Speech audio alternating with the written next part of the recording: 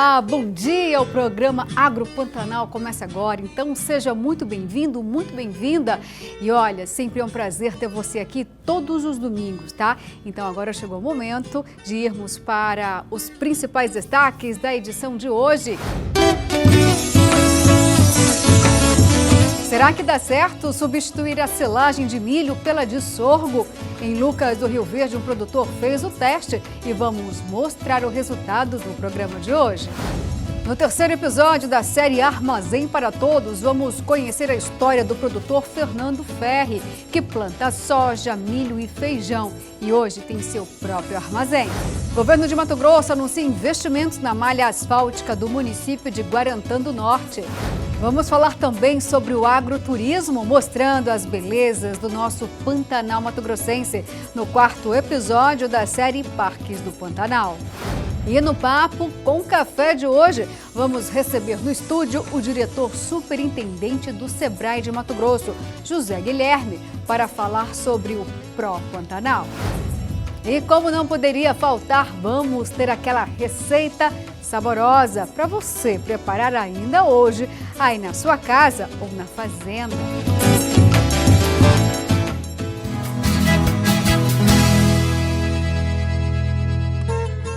Vamos iniciar o Agro Pantanal deste domingo falando da viabilidade ou não da substituição da silagem de milho pela de sorgo. Em Lucas do Rio Verde, na fazenda Harmonia, o produtor Adolfo Trentin fez o teste e está gostando dos resultados. Tanto que percebeu que o consumo pelos animais é ainda maior.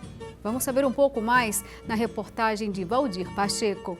A cultivar de sorgo BRS 716, desenvolvida pela Embrapa Milho e Sorgo, apresenta grande potencial para a produção de biomassa, com desenvolvimento vegetativo bastante vigoroso. De acordo com os resultados de pesquisas, as condições ideais em plantios de safra no período entre outubro e novembro, este material tem capacidade de produzir até 100 toneladas de matéria verde por hectare e até 30 toneladas de matéria seca por hectare. Esta cultivar pode ser utilizada tanto para a formação de palhada em sistema de plantio direto, o que traz grandes benefícios na produtividade da soja, como na produção de silagem para bovinos. Em Lucas do Rio Verde, no Médio Norte de Mato Grosso, visitamos a fazenda Harmonia da família Trentin. O produtor e médico veterinário Adolfo Trentin substituiu a silagem de milho pela silagem do sorgo BRS 716 e percebeu que o consumo pelos animais foi maior. A gente vinha trabalhando com a silagem de milho, né? E aí teve a oportunidade de trabalhar com a silagem do sorgo e fazer os experimentos que a gente fez. E a questão de adaptação dos animais foi muito boa. Até a gente notou um pouquinho de consumo a mais e a gente vê no coxo também não tem tanto desperdício, então a gente está bem satisfeito com o produto, além de ser um custo menor de produção do sorgo para a questão do milho. A questão da dieta que a gente está trabalhando, no caso, é a silagem de sorgo biomassa com acrescento de concentrado, que é para equilibrar a nutrição dos animais, a necessidade para eles conseguirem entregar o resultado que a gente deseja. Trabalho na Fazenda Harmonia e cuido mais da parte de trato do gado. O patrão no começo ele ficou meio com medo, né? Do gado não aceitar bem a nova silagem, mas acabou que eles aceitaram bem, comeram bem no começo, de início, e nós passamos a tratar agora com silagem de sorgo. O agrônomo Eduardo Dalforno é parceiro da Embrapa na produção de semente certificada de sorgo e acompanhou todo o processo da Fazenda Harmonia desde o plantio. Essa silagem é proveniente de uma área que foi plantada dia 20 de fevereiro, né, e foi colhido com 85 dias mais ou menos. Estava com os grãos em ponto de leitoso para farináceo. Os resultados bromatológicos dessa silagem está com 58% de NDT, está com 6% de proteína bruta e uma silagem que está com 27% de umidade. Então ficou uma silagem de excelente qualidade, a aceitação está sendo muito boa pelos animais, sendo uma excelente fonte de volumoso. Mas o que a gente já sabe é que ele produz um volumoso de excelente qualidade e preço, né, principalmente o preço. É um produto de fácil ensilagem e que ele pode ser complementado com fontes, com alimentos concentrados. Ele combina muito bem com outros alimentos, com rações, né, com milho, e está sendo uma alternativa de uso, né, muito importante para o produtor. De Lucas do Rio Verde para o programa Agro Pantanal. E agora o nosso próximo assunto é investimento, é isso mesmo, viu? Dinheiro, e com o nosso consultor do agro, Orleans Tikacheski. E olha só, o assunto é muito interessante, é uma tendência mundial pela cana-de-açúcar. E olha só, vamos falar um pouquinho então dessa tendência aí, né, de mercado mundial, que é o mercado da cana-de-açúcar, que tem cada vez mais evoluído e trazendo cada vez mais segurança para o produtor rural brasileiro. O produtor rural aí de Mato Grosso já tem uma grande fatia nesse cenário brasileiro e mundial, ganhando cada vez mais segurança. Vamos entender um pouquinho então o porquê dessa tendência, né, Luciana? A gente tem duas vertentes. A primeira vertente, ela está relacionada diretamente ao consumo aí de cana-de-açúcar a nível mundial, o consumo principalmente da Índia, que é um dos maiores produtores também de cana-de-açúcar, ressaltando que o Brasil é o maior produtor. E a Índia anunciou recentemente aí que vai adicionar, né, ao combustível lá da Índia até 20% aí de etanol. E isso vai gerar uma grande demanda pelo mercado interno indiano aí, né, já que a Índia é uma população gigantesca, né, tem mais de 1 bilhão de habitantes lá na Índia. Temos então uma grande demanda de consumo interno da Índia por cana-de-açúcar, né, a cana-de-açúcar que lá na Índia ela é transformada em açúcar, ali tudo aquilo que sobra da produção. E aí nós temos aí um cenário em que o Brasil, por ser o maior exportador, ele tem um ganho direto com isso, né, que é o mercado de exportação do açúcar, derivado aí da cana-de-açúcar, e na sequência também da tecnologia do etanol. E aí um outro anúncio que veio logo em seguida é que o Brasil deve investir numa nova tecnologia de mobilidade aí, né, para automóveis, que são automóveis elétricos à base de combustão, e aí nós temos de etanol. Nós temos então essa grande demanda interna também que a gente deve evoluir aí nos próximos anos por esses automóveis elétricos, modelos inovadores, híbridos aí, né, saindo da combustão normal, convencional, para um sistema à base de etanol que alimenta aí um motor elétrico. Isso deve ser anunciado nos próximos meses aqui no Brasil. Existe aí cerca de 70 modelos já, né, com as grandes montadoras brasileiras, sendo desenhados aí para os próximos 5 anos. E com isso, nós vamos ter um avanço muito grande também de outras culturas, né, Luciana? Porque, veja bem, quando você passa aí a produzir mais determinado item, por exemplo, cana-de-açúcar, a busca por novas áreas, né, deve aumentar, e com isso, áreas que antes eram áreas aí de pecuária, enfim, e outras culturas podem virar, né, plantações ligadas à cana-de-açúcar. E aí é claro que desencadeia uma série de eventos, né, que pode chegar aí ao produtor em geral, e o produtor ganhar muito com isso, né, ou ter aí a valorização da sua produção nos próximos anos. Muito obrigada, viu, Orleans? E ó, até domingo que vem, viu? E agora o Agro Pantanal vai para um rápido intervalo. E na volta vamos falar sobre o terceiro episódio da série Armazém para Todos. Não saia daí.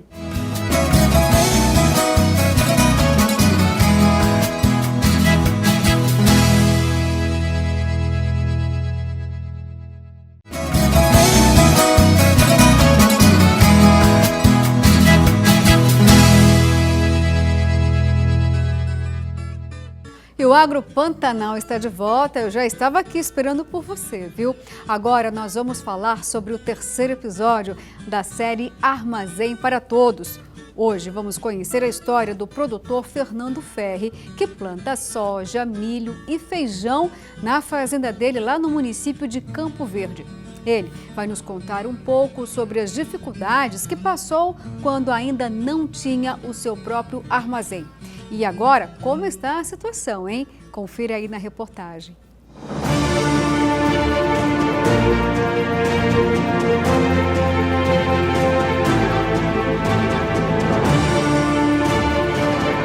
As vantagens são inúmeras, né? Quando a gente decidiu montar a armazenagem, foi um ano que choveu-se muito, daí depois abriu 10 dias de sol, e daí os caminhões iam para a fila, né? Porque vários dias com chuva ficavam um dia inteiro, fazia uma viagem por dia só, né? Daí nós no desespero colhemos e colocamos em lona preta e enlonando no meio da lavoura. Daí o dia que folgou, voltamos lá e carregamos com pá carregadeira. Então depois disso a gente não teve mais problemas, né? Você colhe, o caminhão vem para a fazenda, descarrega, volta, nunca para. Nunca acontece parar. Às vezes uma enrola numa entrega, um descarregamento aqui atrasa 10 minutinhos, 15 minutinhos. Antes você ficava um dia inteiro esperando um caminhão sem saber se no outro dia você ia ter sol para poder colher, né? E você perdendo aquele dia de colheita porque não tinha o caminhão de volta, né? Não colho com tanta umidade, a máquina não joga fora, eu não tenho desconto, não gasto tanto lenha, porque eu sei que meu dia vai render. Hoje eu consigo programar minha colheita tudo de uma vez só, porque eu sei que eu tenho capacidade de colheita e capacidade de recebimento e armazenagem. Eu consigo fazer na melhor janela o soja e na melhor janela o milho, né? Também outra vantagem que onde o silo se pagou foi eu segurando sempre um silo com um produto para vender na entre safra, né? Você segura o soja num silo para vender no segundo semestre na melhor época. Eu falo que é um investimento que se paga fácil dentro da propriedade. O estudo que eu tinha feito era para 9 anos e ele se pagou dentro dos 6 anos.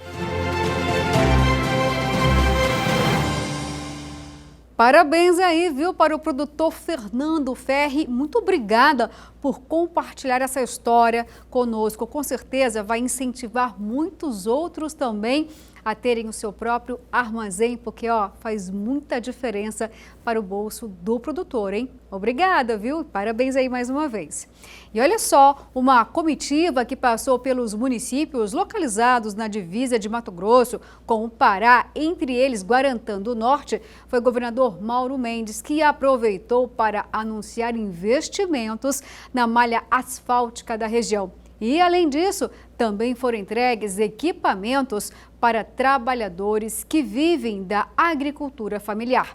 E vamos também investir em mais 50 mil metros quadrados de asfalto, não repassar um recurso para ele continuar fazendo esse belo trabalho que ele está fazendo, e também o recurso para asfaltar ali o aeroporto, porque ele traz desenvolvimento, vai trazer mais empresários, facilita a vida também dessa logística, já que é uma cidade e o estado ele é muito grande. Então, para ir para a capital, para alguma emergência e por diversas outras situações, o aeroporto é algo fundamental para o desenvolvimento, para o progresso aqui da cidade e da região. Durante a inauguração do centro de eventos aqui em Guarantã, o governador Mauro Mendes assinou um termo de entrega de 700 toneladas de calcário, 2 esfriadores de leite e uma ensiladeira para a prefeitura aqui de Guarantã entregar para os produtores rurais aqui do município. A gente está com uma parceria muito grande com as prefeituras, no caso aqui Novo Mundo, Guarantã, o município aqui de Peixoto de Azevedo, e também com as cooperativas para que a gente possa entregar mais e fazer aquilo que a gente precisa fazer para a agricultura familiar, que é entregar mecanização, tecnologia e assistência técnica para que ele possa produzir mais quantidade, produzir mais qualidade, ganhar dinheiro e continuar trabalhando na sua propriedade. O governador participou ainda da inauguração do Centro Múltiplo de Guarantã. A obra estava parada desde 2016 por falta de repasses do Estado e foi consolidada em parceria com o município. Da mesma forma, foi a conclusão do Centro de Eventos que desde 2014 estava sem recursos do Estado e agora foi finalmente inaugurado. Então agradecer realmente a presença do senhor, a toda a comitiva e esse investimento que o senhor faz na população de Guarantã e de todo o Mato Grosso. E quem também está na estrada é a Associação dos Produtores de Soja e Milho de Mato Grosso, com o 15º Circuito AproSoja. O evento iniciou nesta semana, passando pela região norte do estado. O tema este ano é tributação. quem paga a conta. O presidente da entidade, Fernando Cadori, destacou a importância do evento, que segue até o dia 13 de setembro, percorrendo 26 municípios e a capital mato-grossense. Foi dada a largada ao 15º Circuito AproSoja. O evento começou aqui, na cidade de Cláudia, região norte de Mato Grosso. Ao meu lado, o presidente da AproSoja, Fernando Cadori, que vai falar um pouco mais sobre o evento. Presidente, um evento importante, principalmente para os produtores e também para a região, né? Muito importante, com muito orgulho que a gente inicia esse circuito desse ano, né? A gente vem de um ano de pandemia, onde não foi possível realizar. Esse ano iniciando aqui pela região norte, o município de Cláudia, né? E para nós é muito importante estar voltando ao campo, estar pegando as percepções dos produtores, né? Essa interação entre a base e a diretoria é o que traça as diretrizes da nossa gestão, né? Então para nós é muito importante, a gente traz informação, mas principalmente a gente leva demanda para a gente discutir e transformar elas em ações.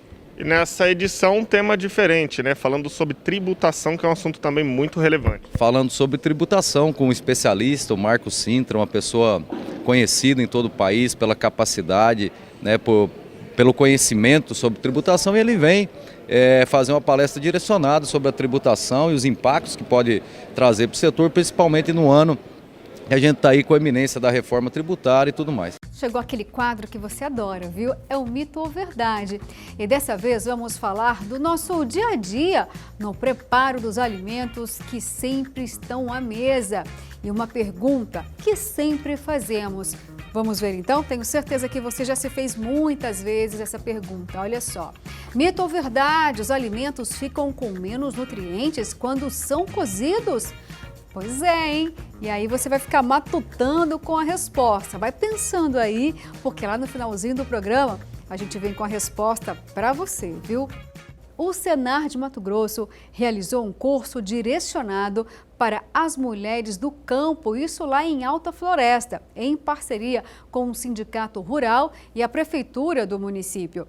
Na ocasião, houve capacitação para melhorar a produção, armazenamento e todo o atendimento. Trabalhamos modular, trabalhamos 5 módulos. O primeiro módulo, a gente trabalha o diagnóstico da propriedade, fazendo inventário de todos os bens que elas possuem. E depois a gente começa a trabalhar as características do comportamento empreendedor. E aí no segundo módulo, a gente trabalha planejamento, né? Onde a gente vai fazer o plano de negócio, de uma atividade existente ou de uma atividade que elas queiram desenvolver. No próximo módulo, que é o terceiro módulo, nós trabalhamos o custo da produção. Então elas pegam essa atividade, né, que elas já desenvolvem ou que querem desenvolver para fazer o custo de produção. E no quarto módulo, a gente continua os cálculos para saber a viabilidade do negócio. É viável ou não é? Né? Precisa mudar alguma coisa? E aí, depois disso, a gente vem praticar a comercialização, o atendimento e a negociação. E depois, na semana que vem, a gente encerra com o desenvolvimento pessoal. Esse curso aí, através do Sindicato Rural, pelo Senar, a Prefeitura é parceira, sempre na cidade. Nós temos lá um local também que é feito esses cursos, mas aqui hoje um curso direcionado para as mulheres em campo, transformando suas atividades em negócio. Esse aprendizado hoje não, durante a semana toda, né, um mês todo, muito importante para mim e eu espero também para minhas colegas, também foi muito importante. A gente aprendeu na parte da produção, o que a gente gasta, o lucro, e hoje aqui nós aprendemos como vender, né, o nosso produto. Isso é um incentivo muito grande que o Senar está fazendo para elas e vem fortalecer para elas crescer cada vez mais no sítio, né, na roça, como a gente chama, que eu conheço bem como que é na roça, né, como agricultora também, com o Chico, agricultor também, né. A gente tem expandido essa assistência técnica para que cada vez mais o produtor possa ter condições de produzir em quantidade, mas também em qualidade. E com isso a gente tem estabelecido algumas parcerias com o Senar, com o ICV, buscando aprimorar cada vez mais essas cadeias produtivas, né, de produção aqui do nosso município, fomentando de alguma forma todos os eixos que envolvem a agricultura familiar para que aconteça o que a gente está vendo aqui hoje, né? Opa, que legal, né? Capacitação, gente, nunca é demais. É o caminho certo aí para você conseguir ter uma renda melhor, aprender uma profissão e até entrar, né, para esse mundo do agro que você tanto adora, viu? E falando em capacitação, vai aquela dica que você adora. Então, chegou o momento de você pegar papel e caneta na mão, porque agora nós vamos para a nossa agenda de cursos. O Sistema FAMAT e os sindicatos rurais oferecem os seguintes cursos. Em Primavera do Leste tem manejo e conservação do solo, de 23 até o dia 27 de agosto. Informações pelo 6634982008 e e-mail sindiprimavera@famato.org.br. Em Cuiabá tem casqueamento preventivo de bovinos dos dias 18 até 20 de agosto. Informações pelo 6536230554. O e-mail sindicuiabá@famato.org.br. Em Cáceres tem vacinação contra a brucelose dos dias 12 a 13 de agosto. Informações pelo 6532232111. O e-mail sindicáceres@famato.org.br. Agora, vamos para um rápido intervalo, mas na volta tem muito mais. E eu, se fosse você, ficaria aqui, viu? Porque vamos assistir juntos as belezas do Pantanal Mato-Grossense.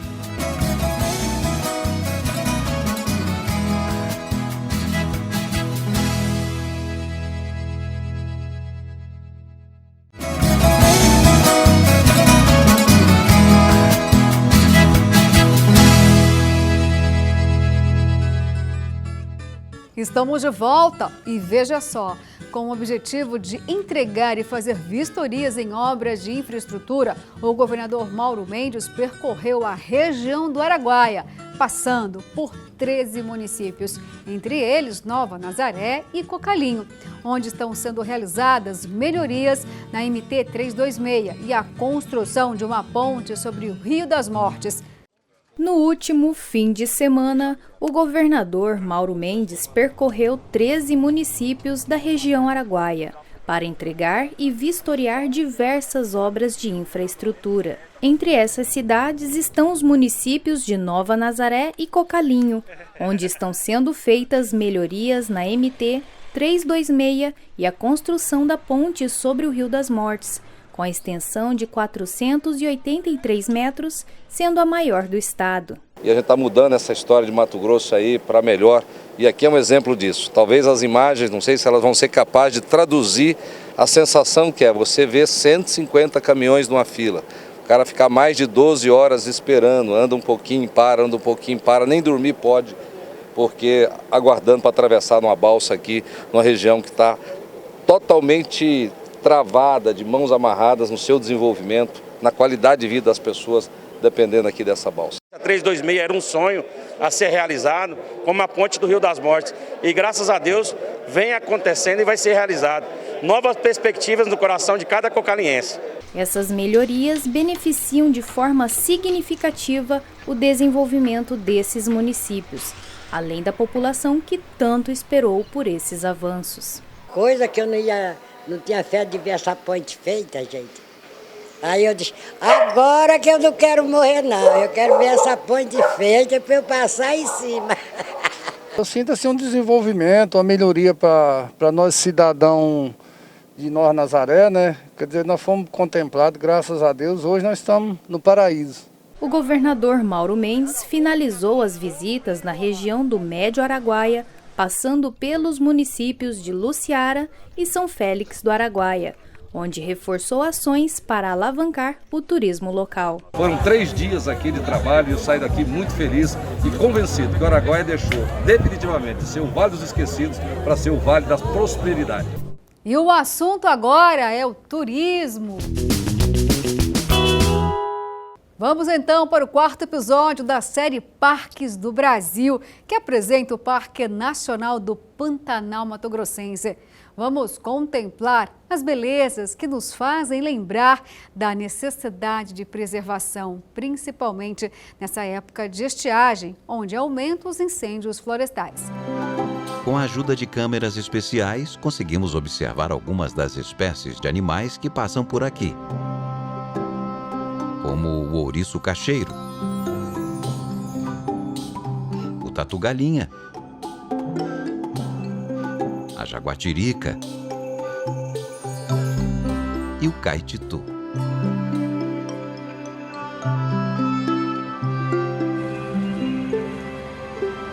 Retornando, vimos um bando enorme de garças se preparando para passar a noite.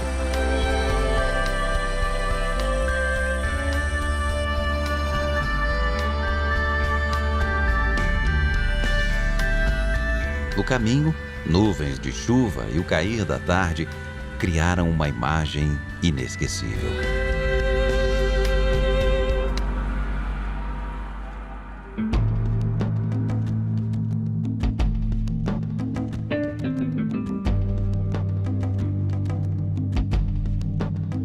Voltamos ao Parque Nacional do Pantanal Mato-Grossense em julho. Apesar de ser o período da seca, o nível da água ainda estava alto. No primeiro dia, saímos em direção à Baía do Burro. Em poucos minutos estávamos num lugar imenso. Nem parecia o interior do continente. Uma paisagem espetacular se revelava diante das nossas vistas. E árvores surgiam da superfície da água.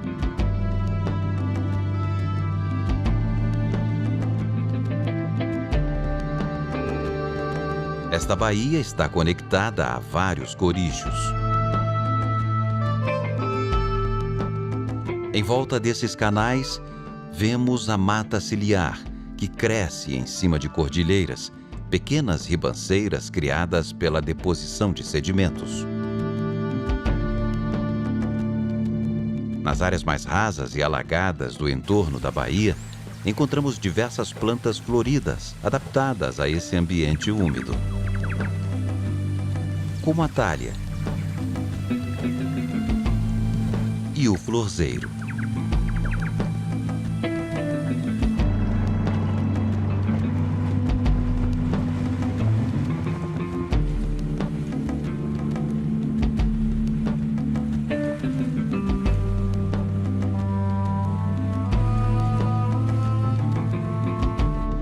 O Pantanal é uma imensa planície alagada com altitudes próximas dos 100 metros. Mas nem sempre foi assim. A região onde hoje é o Pantanal era mais alta do que o entorno. Porém, entre 100 e 66 milhões de anos atrás, tudo mudou.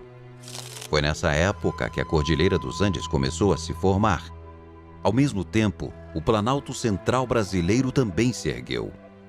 Entre os dois, o Pantanal passou a descer. E a bacia hidrográfica do Alto Paraguai, até então inexistente, surgiu. Nesse momento, teve início um processo erosivo, contínuo, que resultou no surgimento da planície. Um fenômeno que continua até os dias de hoje.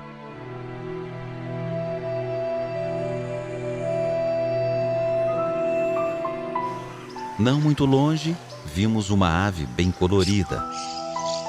Um João Pinto tentava se esconder em meio à folhagem.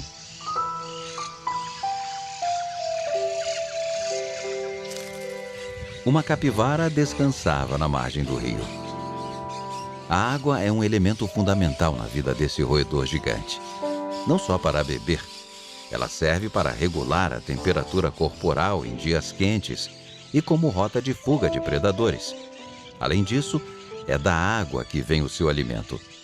Boa parte das plantas consumidas pela espécie nasce na água ou perto dela. Eu não canso de dizer, viu? Essa série de reportagens sobre o nosso amado, exuberante Pantanal é um presentaço. E domingo que vem tem a continuidade. Então já sabe, vamos viajar mais uma vez por essas belezas incansáveis de a gente admirar e muito, viu? Olha, e agora a gente vai dar um giro bem rápido de notícias pelo mundo do agronegócio.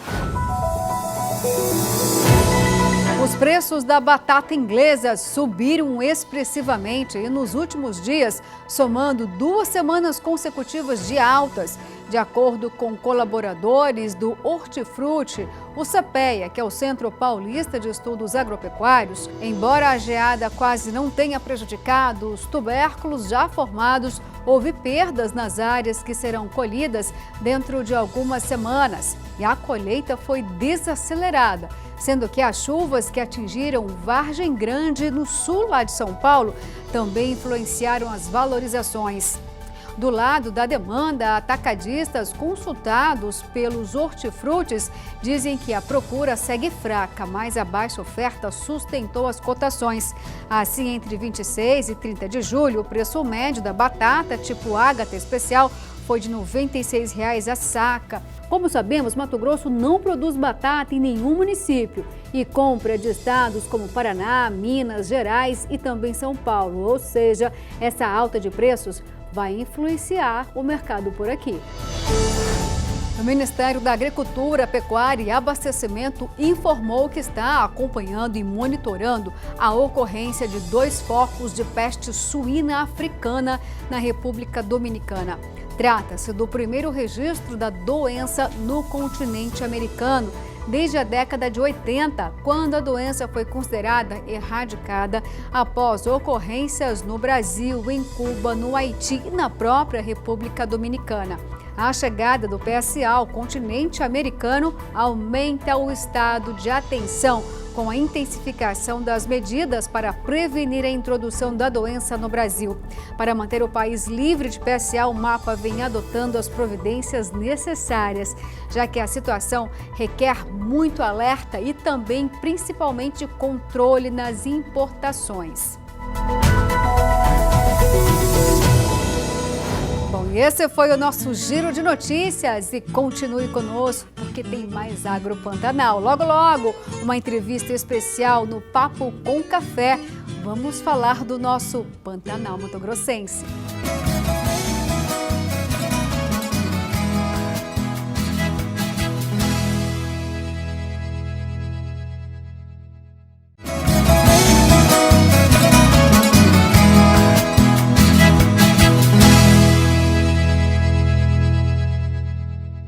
E o Pantanal Mato-Grossense, mais uma vez, viveu uma de suas piores secas, em função de mais uma estiagem prolongada.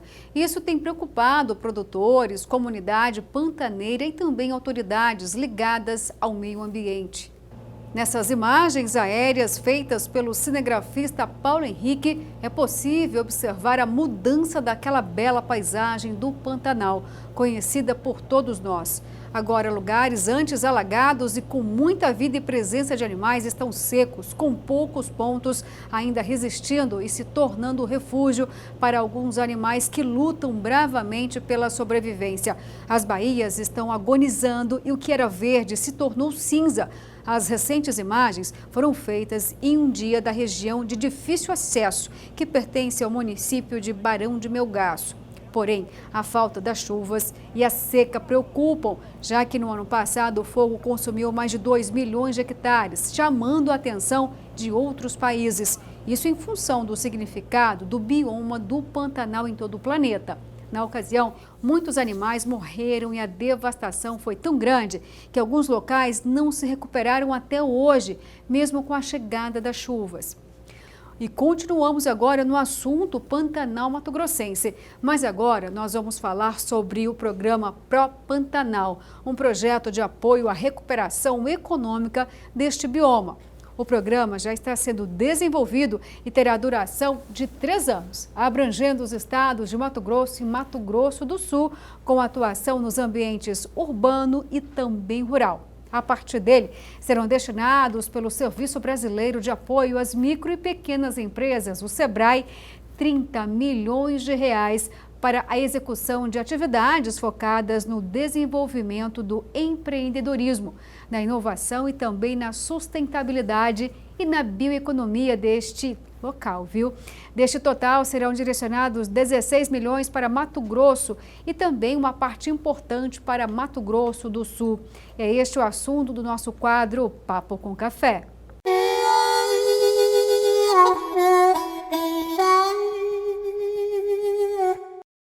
E para falar sobre o Pro Pantanal, eu recebo aqui no estúdio José Guilherme, que é diretor superintendente do SEBRAE Mato Grosso. Olá, bom dia. Seja muito bem-vindo ao programa. Bom dia, Luciana. Olha, há muito tempo eu já queria ter recebido o SEBRAE aqui, porque, claro, que é uma instituição muito atuante no agro, na agricultura familiar, sempre levando muito conhecimento e técnica aos produtores. E o SEBRAE não podia ficar de fora dessa discussão quando o assunto é Pantanal. Todo mato-grossense é apaixonado, né, por esse bioma e, portanto, eu fiquei muito feliz quando soube desse volume de investimentos para o Pantanal, reunindo aí 2 estados. Explica para a gente, então, como está essa situação do programa? Bom, esse é um programa, na verdade, pioneiro no Brasil, em que nós vamos atuar num grande território, que é o território do Pantanal, do bioma Pantanal, e é um bioma que engloba não só Mato Grosso do Sul, e também o Paraguai, parte do Paraguai e parte da Bolívia. Nesses 3 primeiros anos, nós vamos trabalhar, evidentemente, no território brasileiro, num trabalho de comum acordo e liderado pelos conselhos deliberativos do SEBRAE Mato Grosso e do Mato Grosso do Sul. Então, as 2 equipes técnicas, tamanha a dimensão do território e as dificuldades e as oportunidades também são enormes. Portanto, nós temos que juntar nossas inteligências, toda a competência dos 2 SEBRAEs do Mato Grosso e do Mato Grosso do Sul, para que nós venhamos a satisfazer as necessidades e dar alternativas econômicas, sociais e ambientais para todos os cidadãos e cidadãs que estão residindo ou mesmo para aqueles que queiram investir no Pantanal. Quando nós falamos do Pantanal mato-grossense, aqui do nosso Mato Grosso, praticamente a abrangência são 7 municípios. Sim. Qual é o número de produtores desses municípios? Que tipo de produção pode se melhorar em 2 quesitos importantes: sustentabilidade e ampliar o empreendedorismo? A sustentabilidade ela tem que ser transversal a todos os trabalhos, a todos os municípios, a todas as atividades que são colocadas e que estão sendo praticadas no Pantanal.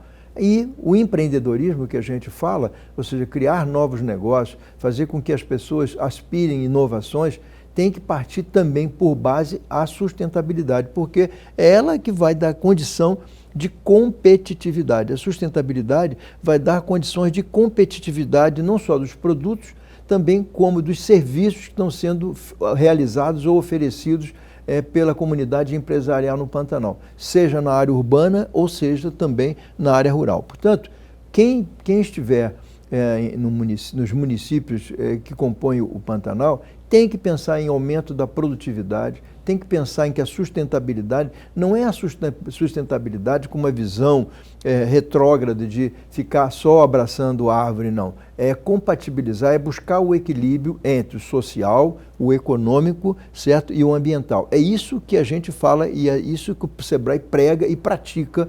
Na prática, a gente faz isso com uma frequência muito grande. E em função desses dados, dessas informações, que a gente chama de Data Pantanal, que é uma plataforma em que nós vamos, nessa plataforma, botar todos os dados que não só já existentes, mas aqueles que nós viermos a detectar no nosso trabalho, de tal forma que as autoridades, não só de governos municipais, estaduais ou federais, ou mesmo aqueles investidores, possam usar essa plataforma e tomar as suas decisões mais abalizadas, com base concreta, com informações que são obtidas com o público que está residindo lá, que está vivendo lá. Como nós podemos entender o alcance que isso vai ter e que tipo de transformação pode acontecer? Vamos começar por 2 setores. Sim. Pecuária. Sim. E hortifrutis, é possível no Pantanal? É possível. Quando nós pegamos o nosso dinheiro, né, e vamos comprar coisas, ou seja, os atacadistas ou mesmo o pequeno comércio, quando vai comprar produtos lá de São Paulo, nós estamos transferindo para, eu estou falando de São Paulo, mas região sudeste, nós estamos transferindo os nossos recursos, estamos gerando emprego lá, evidentemente tecnologia também lá nesses estados de origem desses produtos. E a qualidade altamente prejudicada. Imagine trazer hortifruti granjeiro de São Paulo, por melhor que seja o transporte, por melhor que seja a logística, não vai ser um produto como se fosse plantado numa produção caseira, num assentamento agrícola ou mesmo num produtor rural familiar. Portanto, isso a gente tem que estimular e agora, o SEBRAE vai trabalhar nas duas pontas. Nós vamos trabalhar com os pequenos produtores para que eles venham a produzir os hortifruti granjeiros, mas vamos também trabalhar com aqueles que compram, os supermercados, os mercadinhos pequenos, a própria prefeitura, porque a prefeitura usa muitos produtos para a alimentação escolar. Então, né? Vai ter certificação? Vai ter certificação também. Então, nós vamos trabalhar nas duas, e tem um outro ponto também, nós vamos trabalhar também com os colaboradores das prefeituras, porque nos processos de licitação, para que eles venham a contemplar o produtor, o comerciante, o produtor rural local daquele município. Se não tiver naquele município, pelo menos um município dentro da região pantaneira. Com isso, a gente começa a movimentar dinheiro, esses recursos ficam na região e, evidentemente, vão gerar impostos, vão gerar emprego e vão gerar, muito mais importante ainda, estabilidade social. Portanto, isso é sustentabilidade. Essa sustentabilidade que o SEBRAE pretende implementar, estimular e fazer com que haja uma mudança de consciência. E aí, Luciano, se você me permite, eu vou falar, essa mudança de consciência começa com o jovem, com a criança. Nós estamos desenvolvendo já um trabalho junto com as escolas municipais que chama-se empreendedorismo infantil. Nós começamos com as crianças desde os 5 anos de idade em todas as escolas que estão subordinadas diretamente às prefeituras. E vamos também levar essa educação, essas metodologias todas, capacitando os professores e os professores aí multiplicando esses conhecimentos com seus alunos. E vamos levar isso até os jovens de 24, 25 anos. Portanto, nós vamos certamente ter várias gerações, certo? Pensando diferente do que veio até agora, pensando no futuro. Beabá ambiental. Exatamente, ambiental. Porque, para nós, os critérios, as boas técnicas de sustentabilidade, aí não são aplicadas. Ora, veja bem, vou dar um pequeno exemplo.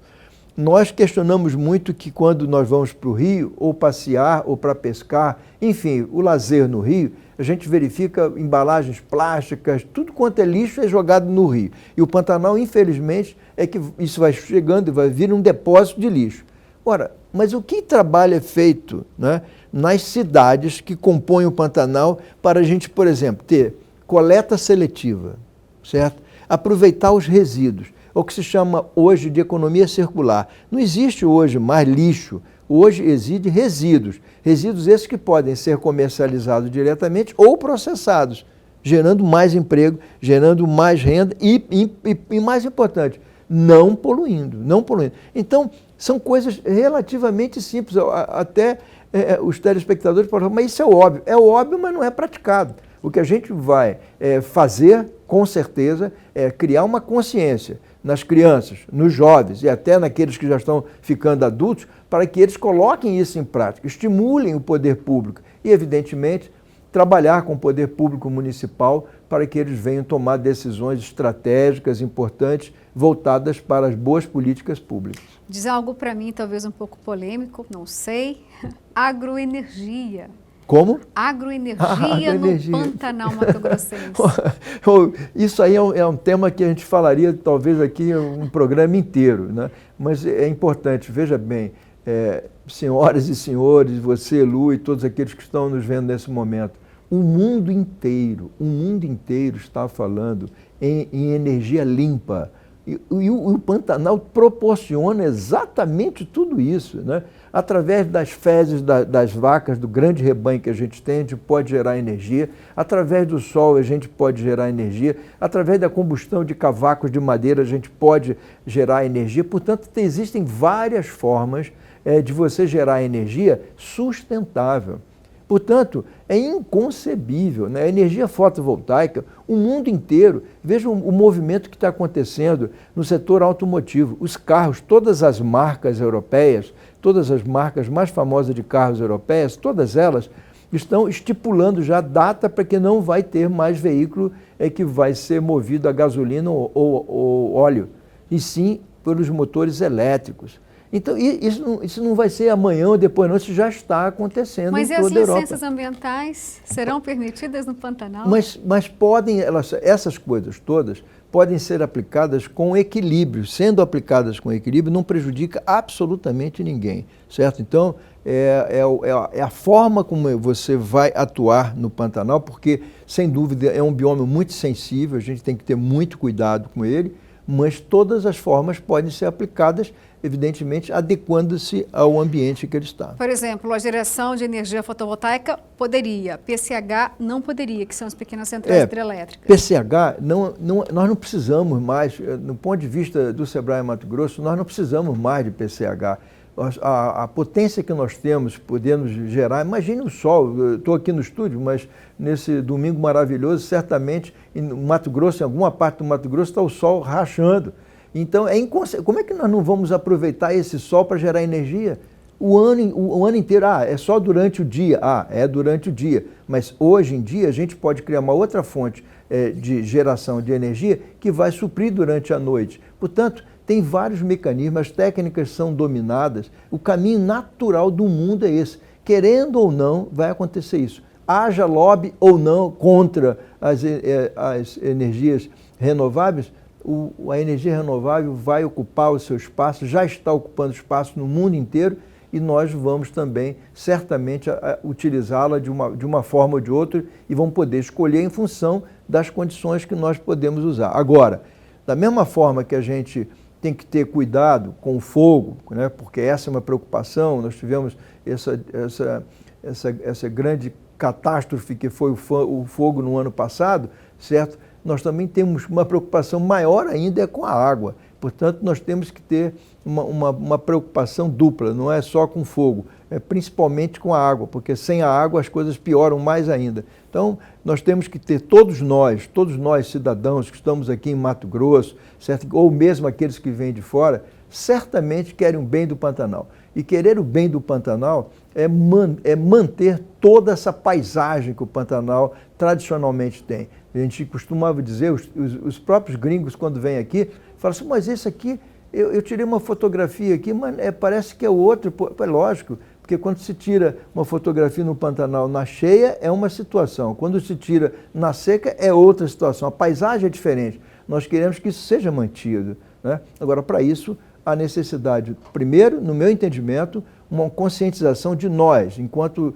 povo, enquanto eleitores, nós temos que ter essa consciência e colocar essa consciência na prática, praticar boas práticas de sustentabilidade. E, evidentemente, que o poder público certamente vai acompanhar, porque o próprio poder público vai sofrer pressões de toda a natureza.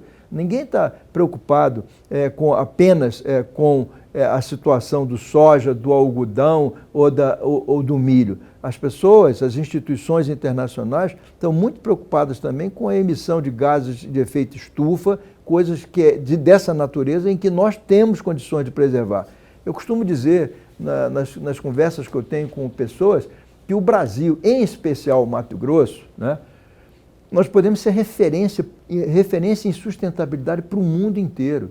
Então, em vez de nós falarmos assim, o futebol é que atrai e é o destaque do Brasil a nível internacional. Não, o que tem que ser destaque do Brasil a nível internacional é exatamente conhecido assim, o país da sustentabilidade.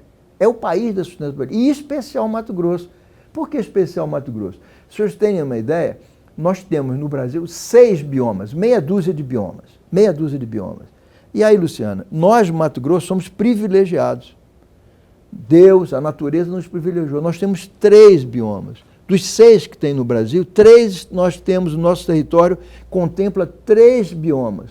Portanto, nós, mato-grossenses, somos privilegiados. Agora, se nós vamos ser privilegiados ou não, se nós conseguirmos manter esses biomas, manter também economicamente. Eu não estou falando apenas na forma ambiental, não. É o equilíbrio, mais uma vez eu falo, equilíbrio entre o ambiental, o econômico e o social. É isso que a gente tem que fazer. E há condições de fazer isso. Outros países já conseguiram e que não tinham essa diversidade de biomas nem as condições climáticas que nós temos, que nós, graças a Deus, estamos sofrendo agora, depois de muitos anos sofremos essa seca, mas temos que aprender também com a própria natureza. A natureza é mestra, nós temos que aprender com a natureza, como conviver com ela e como respeitá-la, principalmente, porque senão ela pode dar o troco. Eu só tenho uma certeza. Um programa é muito pouco para a gente falar sobre esse programa tão grandioso. Já vou reiterar aqui o convite para que possamos explorar, viu, muito bem até o andamento desse programa, que pode fazer toda a diferença, principalmente aí nos pontos em que dissemos sobre sustentabilidade, empreendedorismo e muito mais aí. Então já fica aberto aqui o convite novamente. Obrigado, obrigado, Luciana. E eu só peço àqueles que estão nos vendo nesse momento que colaborem conosco. Nós precisamos da cooperação, efetivamente da cooperação de todos os cidadãos. O território é muito grande, as necessidades são maiores ainda, mas sempre que existem grandes problemas, também existem grandes oportunidades. Portanto, vamos transformar o nosso bioma Pantanal num bioma exemplo para o mundo inteiro. Vamos fazer o mundo inteiro acreditar que existe solução e que aqui a solução reside no Pantanal. Muito obrigado. Que não seja só um sonho, viu? Vou torcer para que se concretize. Sou apaixonada pelo Pantanal. Bom, gente, olha só, o papo tá bom demais, né? Mas você deve estar ficando com fome já, então já sabe. Chegou aquele momento especial de você aprender direitinho essa receita tentadora. Repete aí, viu? Na sua casa, no sítio ou na fazenda, com sabores do Cerrado.